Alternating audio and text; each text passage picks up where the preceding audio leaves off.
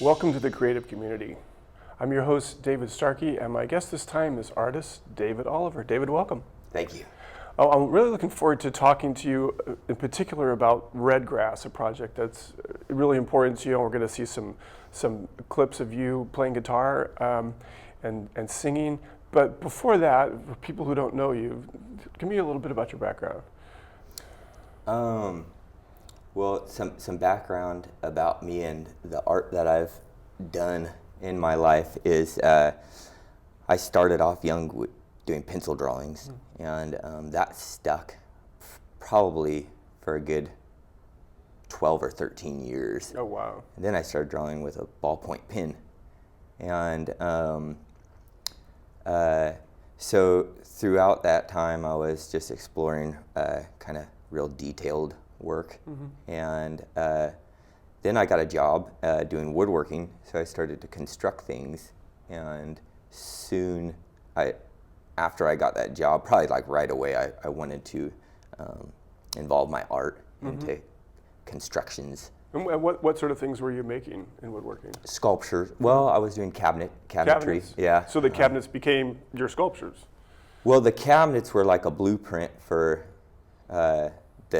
my sculpture world, you know, to construct my sculptures in a correct way as far as wood behaves. Right. So I got to learn the fundamentals of wood, and then I started to carve it and sculpt it, and then after I started to work with wood and carve wood, I learned that I could use other materials too. So I started to mix other materials in foam. I liked to carve. I could really get a point across quick with foam, and you can resin coat it and paint it, and it almost looks like wood. And I started working a lot with Bondo. Okay. Putting Bondo over things to get a real smooth finish. And you said you're trying to make a point. What's the point you were trying to make? Or I mean, obviously there are many points, but was there one kind of thematic interest that really stuck with you? I guess like off the top of my head, I've always been into like real whimsical things and things that would have to do with fantasy. I like that type of stuff. I remember when I was in my probably like 25 or something, I was asked what kind of art I did, and I called it escapism art because it was a good way to just let go of the things you were busying up your life or whatever. It was a great way to get focused on something singular and just be totally, wholly involved. Well, we're going to see you play the guitar here in just a second. Did you always play music, or was that something you picked up later on? That definitely came later. When I got my job doing woodworking, I worked there for about 2 years, and my boss was retiring, so I really just went gung-ho and I took over the business. Oh, wow. I got, my dad helped me out with a loan, and I bought the tools. He gave me a really good deal. But it was a big learning curve, so I went and moved into the office of the shop, and it was out in an industrial park, and when everyone went home that was working there, I was kind of just on my own, and I didn't want to get into a bad habit of watching TV. Right. But I, before then, it seemed like I always had more people around me in my other living situations, so I didn't really get into guitar. But it was almost an alternative to TV. I just started playing the guitar. And you can play as loud as you want, as badly as you want. You're learning along, so it doesn't matter. Right. Perfect situation for a new guitarist. It was, yeah. Well, we're going to look now at some stuff that you've got here, and it's Red Grass. We'll talk more about Red Grass in some detail, but just briefly introduce the concept for viewers before we take a look at this first clip. Okay, I really like to start it off to let people know that it's a place. It's a fantasy place that I dreamed up or had a vision for, and would be like an infinite field of grass that's red. And one part of the initial vision was these blue and red bouncy balls that bounced in and out of the field to a beat, and there would be hundreds of these balls throughout the red grass. This is your vision that you Yeah. saw? Yeah. One day I was driving along, and I was listening to some music, and it really just fixed into my head. So. Well, let's take a look. All right.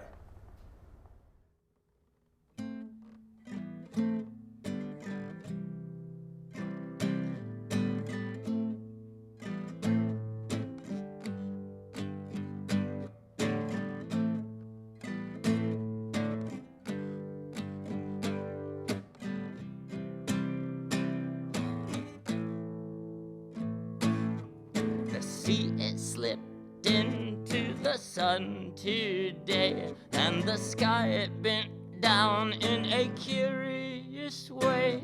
A creek it sucked back, and then did it bleed. It's the year of the blackened seed. It's the year of the very black seed.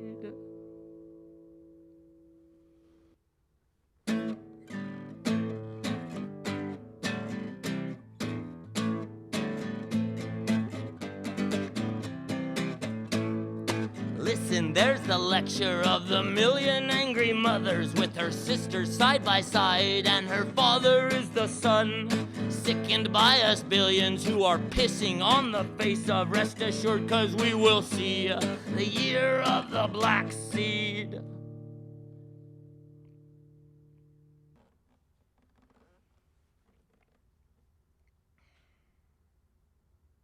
I saw a dead crow, black snow, red stains, broken canes, dead grass, a car crash, and a golden diamond-studded monkey giving birth to greedy fools, rich schools, broken laws, and the death of the Wichita.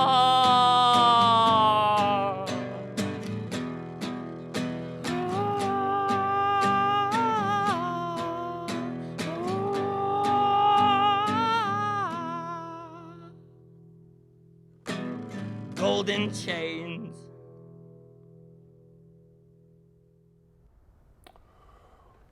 Interesting stuff, David. The people have been watching you before this, and they're like, "Oh, that's a nice guy. It's a woodworker," and this is a completely different persona: mask, striped suit. Tell us all about that.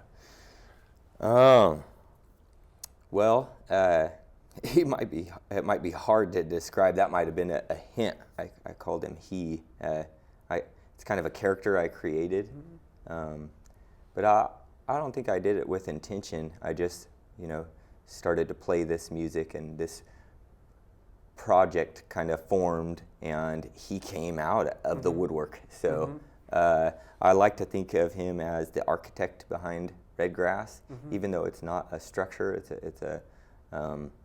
It's more like nature. It's grass. Right. But I still like to call him an architect. I like to think of him as the Well, architect. and I've seen one video where you're actually playing in front of a diorama that you created, right? That says Red Grass. It's the place. That's a part of the picture overall of what you imagine Red Grass to be, right? Just a little sliver of it. Right. Yeah. I think I know which one you're talking about, and I like to do maybe there's different stories within the land of Red Grass, where I can just go on a creative endeavor. And so I think the one that you're talking about, there's a blue barn on top of a red hill, yeah, right. and that one is kind of a trip because there's two characters that kind of represent God and the devil in it. So the character in the striped suit me is not I'm not trying to be God of Red Right. Grass or anything. I'm just the You could be it if you want to, facilitator. yeah. I could if I wanted to. I don't want to be. What's the symbolism of the red and white striped suit or pajamas or whatever they are? Yeah. I like to think of it as, some like a type of a service attendant that, maybe that wasn't working out too well. So, but he kept his uniform and he went off into this other. It could be like a gas station attendant that just didn't work out, and the gas station was pretty circusy, obviously, but I like to think of him kind of as he's a little disgruntled service attendant.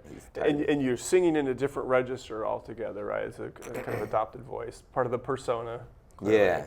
Tell me about the music itself. What are you doing? How are you thinking about composing the chords? How are you putting that together?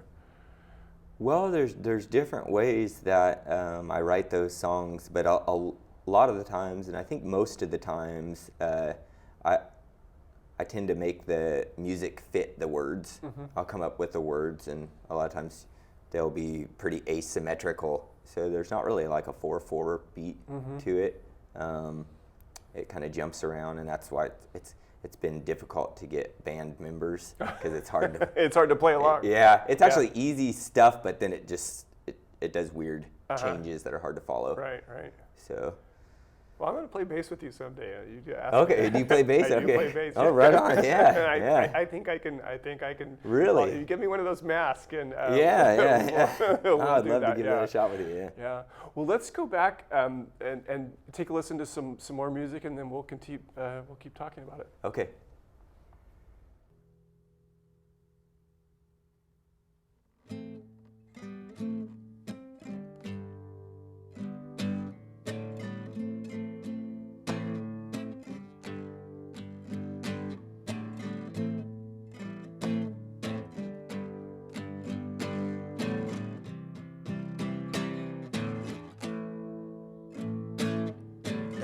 It slipped into the sun today, and the sky it bent down in a curious way. A creek it sucked back, and then did it bleed. It's the year of the blackened seed. It's the year of the very black seed.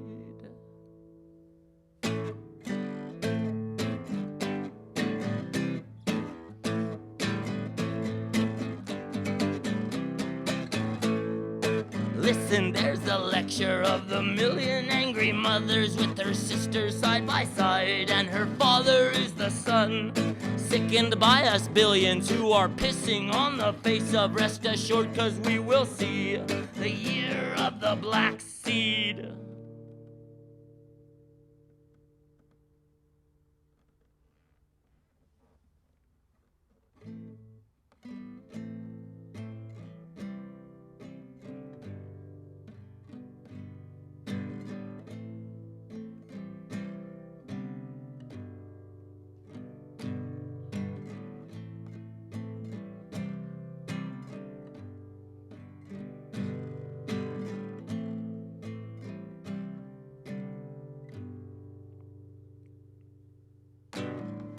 Ellie drove a tractor at the age of 12, and Ellie said, "Hey brother, really I want you dead." So Ellie drove that tractor right over her brother's head, and she said, "You are never going to.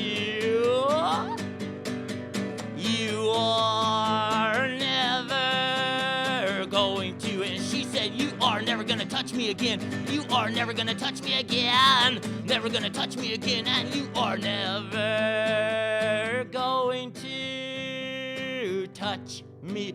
Oh, how Ellie's rivers went to red, but how her sun it set so blue. Everybody will always wonder how.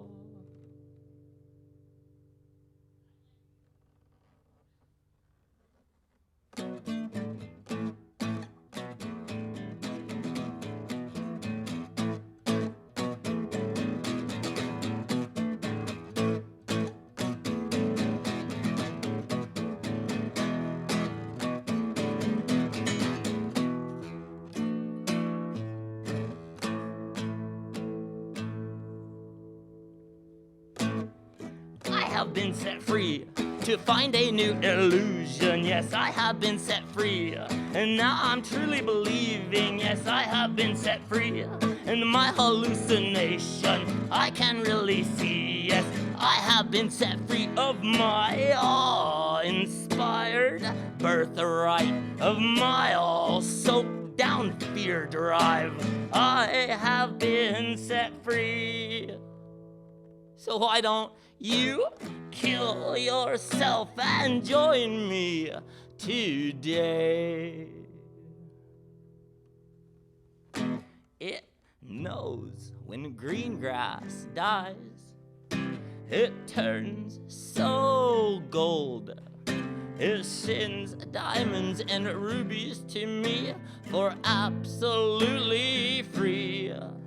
It speaks through a constant tongue in myself. It will fold just like water on the sun. My head will go, my head will go, my head will go, my head is going to go.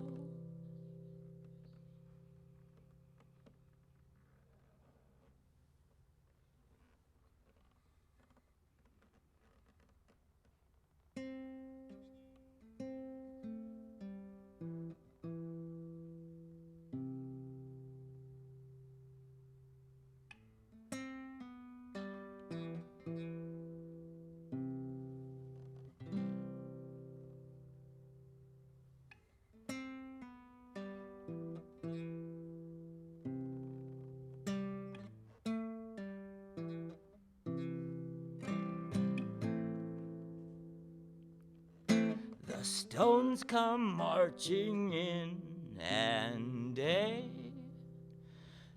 a new dawn it draws. Big shoulders carry loads when heads become inflated, blue hung dead. A certain summer heat does show, see-through skin in an empty house, a curtain blows.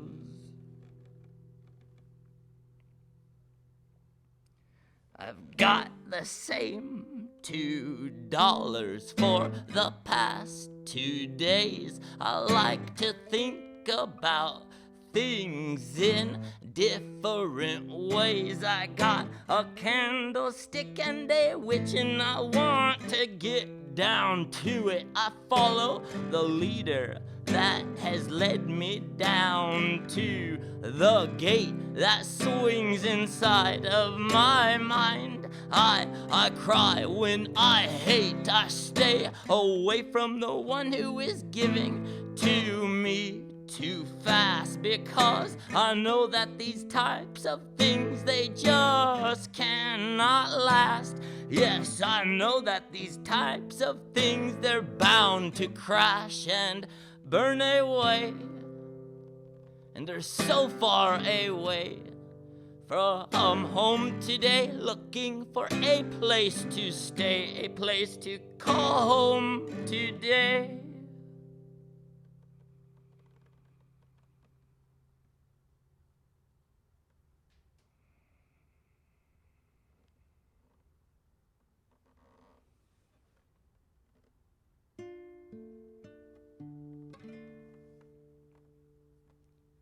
There was 1,000,000 fingers lingering in the sky, pulling puppets like puppies, and through them they tell their lies.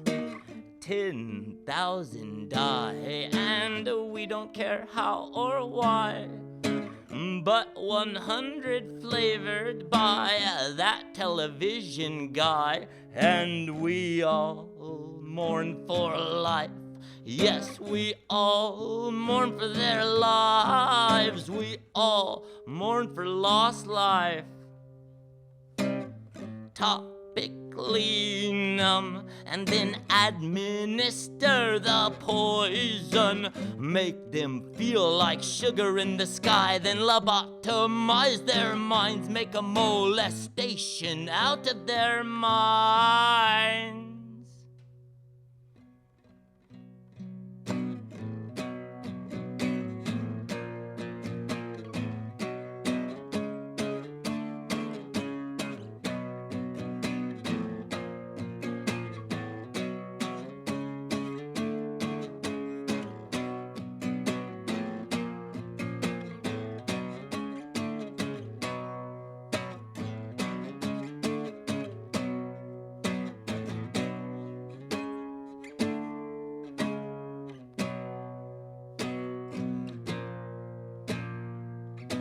And there were lawyers entering so flawlessly.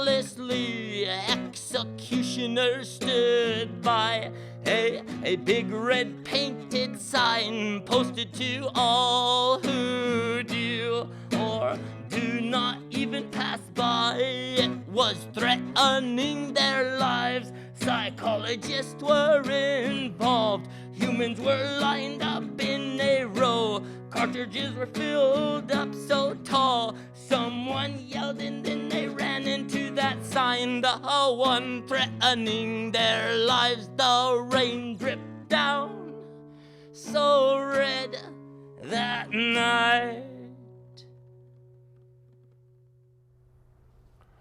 Well, when you're watching yourself play, what do you think? What's the first thing that pops into your head? I'm pretty excited to see it from an outside perspective because I'm usually right there inside myself playing. It's kind of the other side of the picture. It's really cool to watch it. Well, and it can be kind of startling because we're used to songs with kind of a traditional melody or something like that, but that's clearly not something that you want to do, you know? Right. And so it's interesting to me how that sort of meshes into the world of Redgrass overall. I mean, it's a world that doesn't rely on traditional ways of communication, that doesn't rely on traditional harmonies. That's all part of what you were thinking about, right? Right. I think when I started to make the music, actually, I didn't know it was going to come out so untraditional. Some of the bands I listened to were pretty untraditional, but they weren't this broken up. And I was trying to be like the bands that I listened to. Like who, for instance? Like back when I made Redgrass. Primus I listened a lot to. Yeah. DRI is one. It's an old punk band, but they went on to play metal that was really creative. And bands like that, which it doesn't sound anything like. So it just there's an ethos maybe or an aesthetic that is kind of sympathetic. Right. Well, we just have about 2 or 3 minutes left. Before we end the show, I want to talk to you a little bit about something you're doing for Burning Man. Can you describe that?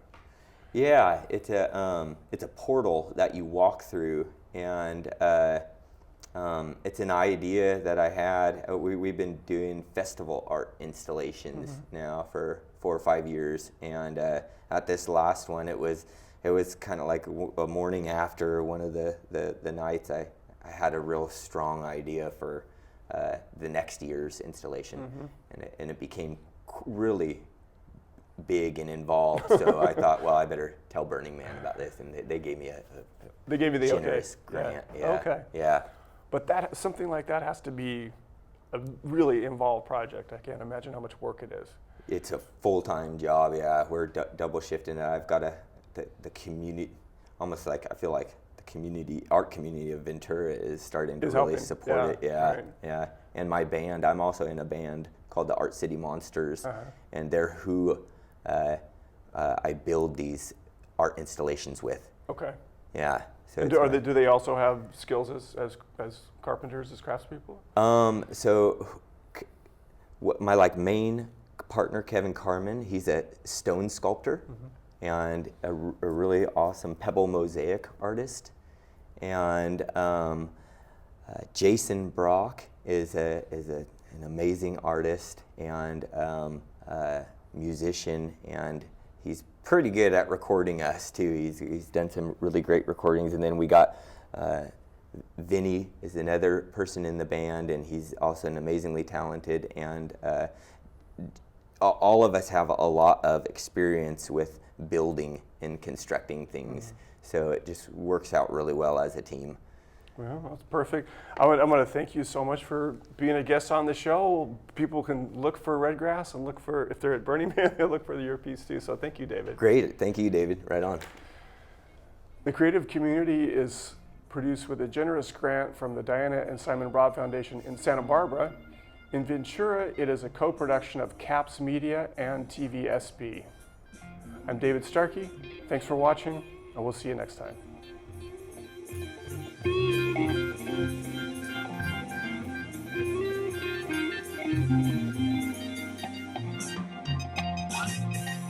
Thank you.